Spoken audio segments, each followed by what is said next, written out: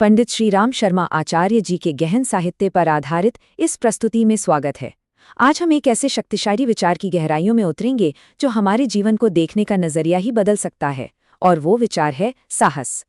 तो देखिए, ये विश्लेषण एक बहुत ही मूल सिद्धांत से शुरू होता है कि जिंदगी की असली परिभाषा ना वो सांस लेने में नहीं बल्कि साहस में है। और ये बात हमें गहरे सवाल पर सोचने के लिए मजबूर कर देती है कि क्या हम सच में जी रहे हैं या बस यूं ही सांस ले रहे हैं। आइए इस ज्ञान की यात्रा पर आगे बढ़ते हैं। हम इन 6 खास पड़ावों से गुजरेंगे और साहस की इस पूरी अवधारणा को, इसकी ताकत को अच्छे से समझेंगे। तो चलिए सबसे पहले खंड में उतरते हैं और समझने की कोशिश करते हैं कि सिर्फ दुनिया में होना और असल में जिंदा होना, इन दोनों में क्या फर्क है। देखिए, साहित्य यहाँ एक बहुत साफ लकीर खींचता है। कहता है कि डर से भरा जीवन मौत का ही दूसरा रूप है। ऐसे लोग जीवन की बड़ी बड़ी मुश्किलों को सुलझाने के लिए जो हिम्मत चाहिए वो जुटा ही नहीं पाते। सोचिए, क्या इसे वाकई जीना कह सकते हैं? तो यह हमारे सामने ना 2 बिल्कुल साफ रास्ते दिखते हैं। एक है ठहराव का और दूसरा है विकास का। और ये चुनाव सिर्फ और सिर्फ साहस पर टिका है। जो हिम्मत का मोल जानता है वही जीवन का मूल्य और उसकी सफलता का रास्ता समझ पाता है। अब आगे बढ़ते हैं और देखते हैं कि कैसे मुश्किलें हमारी दुश्मन नहीं बल्कि हमारे सबसे बड़ी टीचर हैं।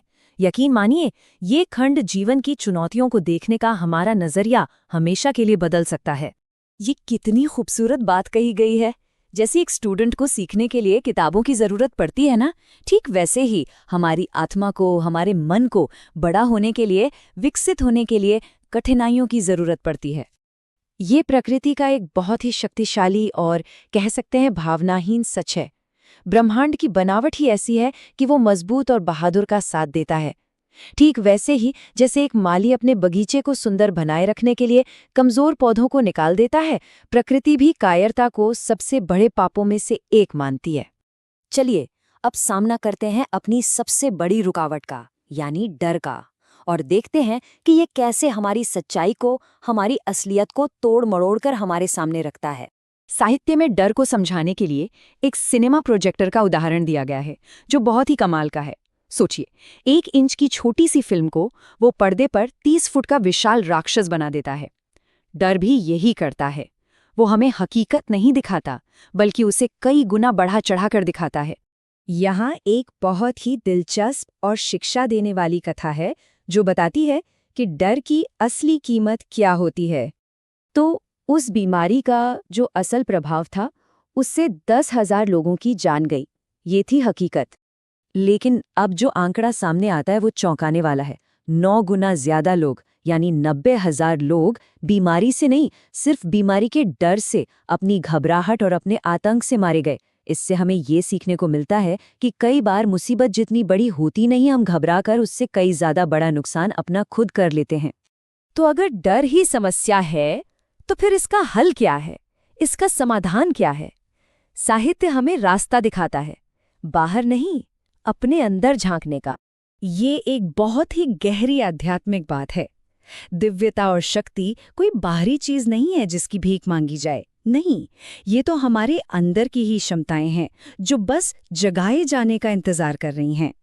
और ये एक ऐसा सच है जो हर जगह लागू होता है। दुनिया हमेशा उस बहादुर इंसान की मदद करने के लिए आगे आती है जो अकेले खड़े होने की हिम्मत दिखाता है।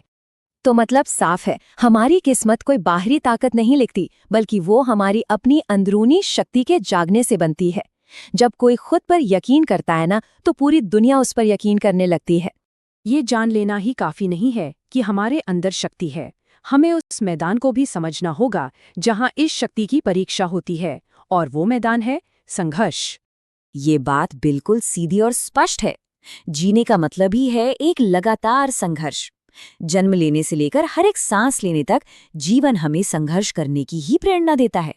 तो अगर कोई इससे छुटकारा चाहता है तो वो असल में जीवन से ही छुटकारा चाहता है। और ये एक वाक्य ये सारी बातों को एक साथ जोड़ देता है। साहस ही वो ईंधन है जिससे गति पैदा होती है, और जहां गति है वहीं जीवन में हर तरह की तरक्की संभव है।